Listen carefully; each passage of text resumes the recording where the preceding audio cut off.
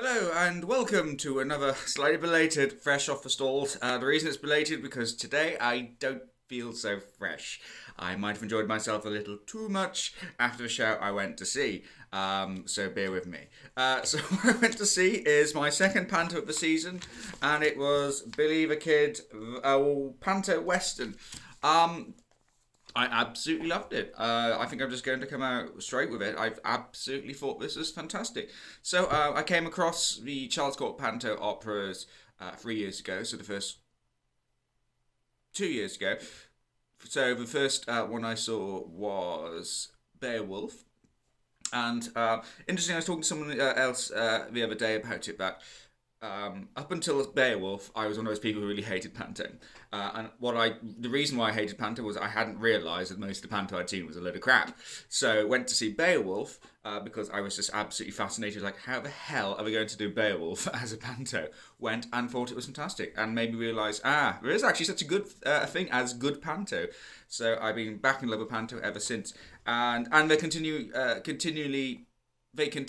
to keep that up. The standard has always been high year upon year, and this is no exception. What I love about the Charles Opera Pantos is the originality. So they don't do the usual fairy stories that you usually see at the bigger sort of celeb-clad productions. They take a story, either one that's known, like Beowulf or The Three Musketeers the year before, or created something quite original like this year, Billy the Kid Panto Western. It's not about Billy the Kid, the crook and the villain. It's about Billy the Kid, a goat. I mean, the groaners start at that point and keep getting worse, marvellously worse, I must say.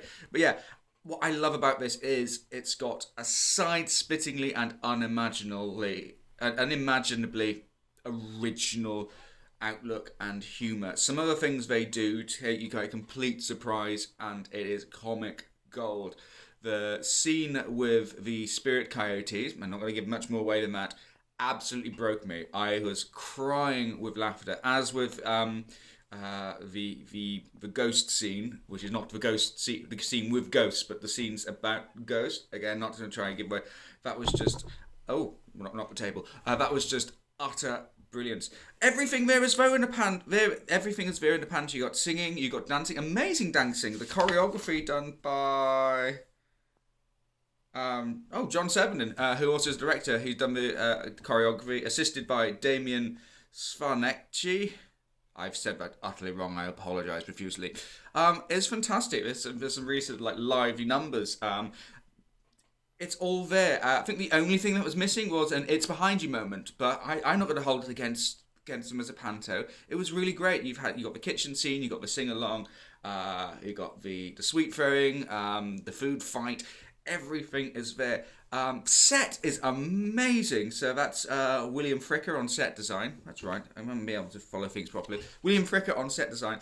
It looks really, really great. And again, I just see this trend at the moment of fringe sets becoming more and more intricate and more detailed. This is wonderful. They've got a sort of they've got a raised area with boards. They've got everything sort of framed with wonky frames. It's a wonderful sort of shadow puppet-esque cyclorama thing going on in the back. Brilliant lighting. I mean, when the baddie comes on, it goes all green and flashing lights, and I absolutely loved it.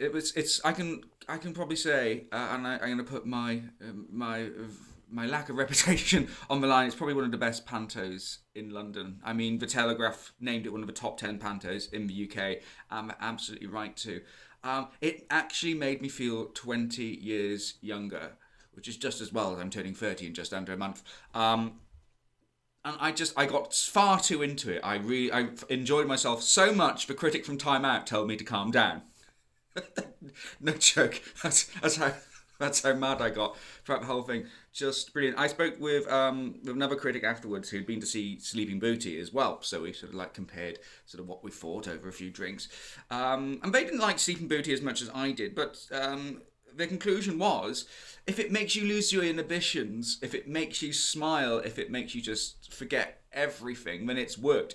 And they admitted that happened to Sleeping Beauty, but I think it happened so much more here. I don't know, I can't think what else to say, because I can just go on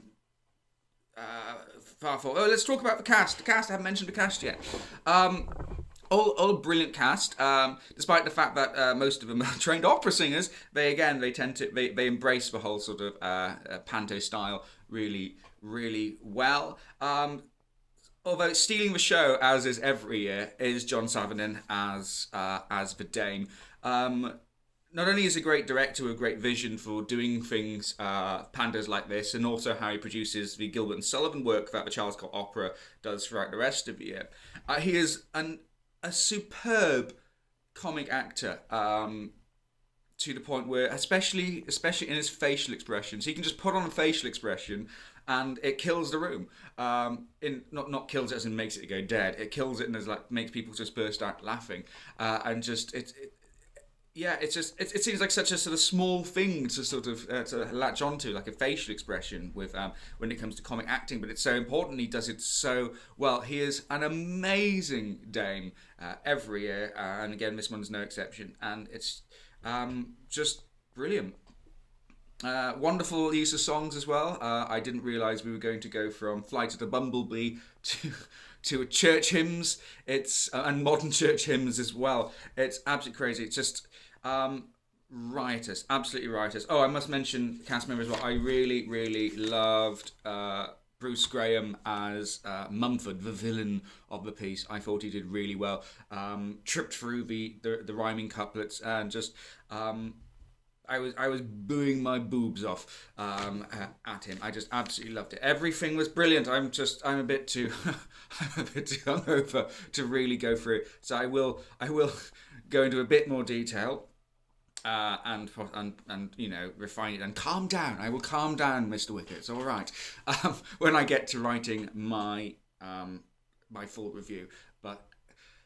Most of it's sold out now, so it's just kind of like, it's ridiculous because they have such a great reputation when it comes to pantos that as soon as the tickets go on sale, they sell. I had a quick chat with John last night afterwards. He said most of them are sold out now for the rest of the run, apart from the few dates in January. If you've got a ticket, you are in for a treat, and if you have a ticket, save it as the best Christmas present you could get, because it is wonderful. I'm really conscious of it. Loads of people are going to come and disagree with me, going, "Oh, it was terrible. I hated it." And I said, "I don't care, because I loved it, and that's what matters." So I shall leave you to it. I shall go get myself some paracetamol and head off to work. And I shall see you later this evening for a fresh off the stalls for Sheila Simmons' Christmas Cracker. So it's all about Christmas this week. If I do any more Christmas things by the time Christmas rolls round, I'm going to hate it. I'm going to set the turkey on fire or something like that. But yeah, thank you very much, Charles Scott Opera and John Savanin, for an amazing panto. Absolutely excellent. I can't see how it's going to be very difficult for anything I see for the rest of the month to top this. Goodbye.